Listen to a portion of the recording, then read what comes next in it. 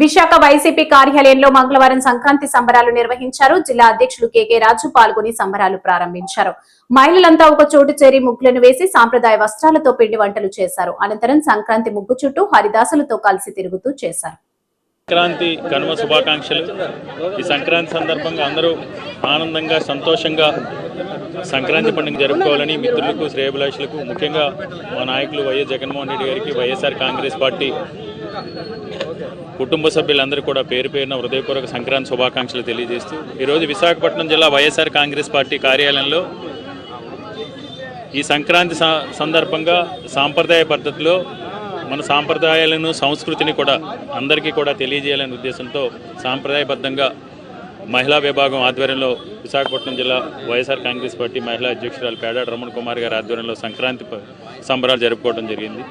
ఈ సంక్రాంతి సంబరాల్లో పాల్గొన్న మాజీ మంత్రివర్యులు బాలరాజు గారికి, మాజీ శాసనసభ్యులు తైనాల విజయ్ కుమార్ గారికి, మాజీ శాసనసభ్యులు పశ్చిమ నియోజకవర్గ సమన్వయకర్త సోదరులు మల్లా విజయప్రసాద్ గారికి, మాజీ శాసనసభ్యులు దక్షిణ నియోజకవర్గ సమన్వయకర్త వాసుపల్లి గణేష్ కుమార్ గారికి, తూర్పు నియోజకవర్గ సమన్వయకర్త ముళ్ళు అప్పారావు గారికి, ఇతర వైఎస్ఆర్ కాంగ్రెస్ పార్టీ కుటుంబ సభ్యులందరూ కూడా హృదయపూర్వక సంక్రాంతి శుభాకాంక్షలు తెలియజేస్తూ ఈ సంక్రాంతి సందర్భంగా ఈ భోగిమంటల వేడిలో కూటమి ప్రభుత్వానికి ఉన్న అలసత్వం, కూటమి ప్రభుత్వానికి ఉన్న నిరంకుశత్వం, కూటమి ప్రభుత్వానికి ఉన్న మోసగాదితనం, అబద్ధాలు అసత్యాలతో ప్రజల్ని మభ్యపెట్టి గుణాలన్నీ కూడా ఈ భోగి మంటల్లో ఆహుతయ్యి వారికి దేవుడు ప్రజలకి మేలు చేసే సద్బుద్ధిని చంద్రబాబు నాయుడు గారికి కూటమి ప్రభుత్వ పెద్దలకు ఇవ్వాలని మనస్ఫూర్తిగా కోరుకుంటూ, ముఖ్యంగా ఎందుకంటే ప్రజా ఆరోగ్యానికి తూట్లు పొడుస్తూ ప్రభుత్వ వైద్య విద్యని ప్రైవేటు వ్యక్తులకి కట్టబెట్టే ప్రయత్నం గత సంవత్సరం చంద్రబాబు నాయుడు గారు చేయడం జరిగింది.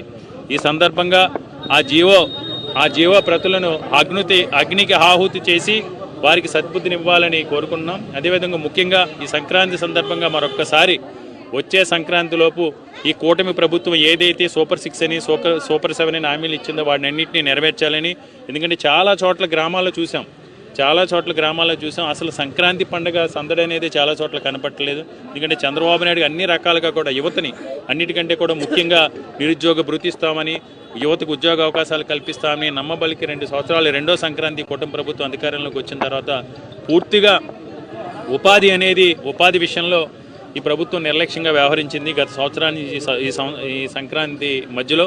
కాబట్టి ఇప్పటికైనా ఈ ప్రభుత్వ పెద్దలకి సద్బుద్ధిని ప్రసాదించాలని, వారికున్న చెడు గుణాలన్నీ కూడా ఈ భోగిమంటల వేడిలో తొలగాలని ఆ భగవంతుని ప్రార్థిస్తూ మరొకసారి ప్రతి ఒక్కరికి కూడా హృదయపూర్వక సంక్రాంతి శుభాకాంక్షలు.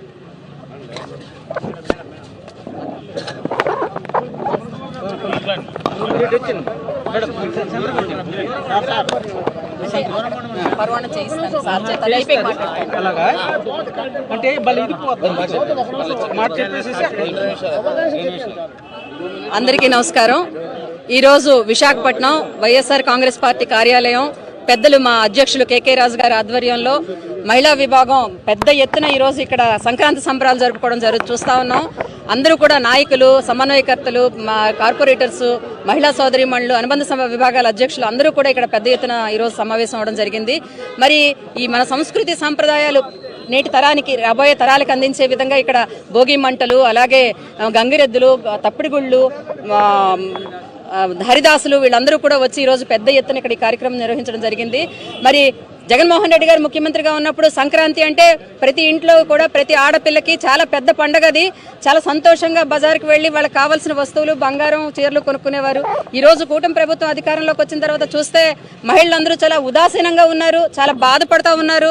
జగనన్న మహిళలకి అనేకమైనటువంటి కానుకలు ఇచ్చేవారు. ఈరోజు మాకు అటువంటి పరిస్థితి ఏమీ లేదు, మా చేతులు చిల్లి గవ్వలేని పరిస్థితి ఉంది అని చెప్పి ఈరోజు బాధపడుతున్నటువంటి పరిస్థితి.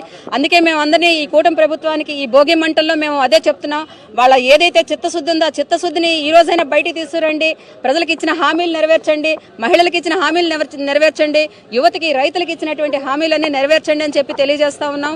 ఏదైతే జీవో మెడికల్ కాలేజీలను ప్రైవేటీకరణ చేశారో ఆ జీవోని ఈరోజు ఈ భోగి మంటల్లో వేసి ఇక్కడతో అది సమసిపోయి రాబోయే కాలంలో అన్ని మెడికల్ కాలేజీలు ప్రభుత్వం అధీనంలో నడవాలని చెప్పి మేము కోరుకుంటూ పెద్ద ఎత్తున ఇక్కడ సంక్రాంతి సంబరాలు జరుపు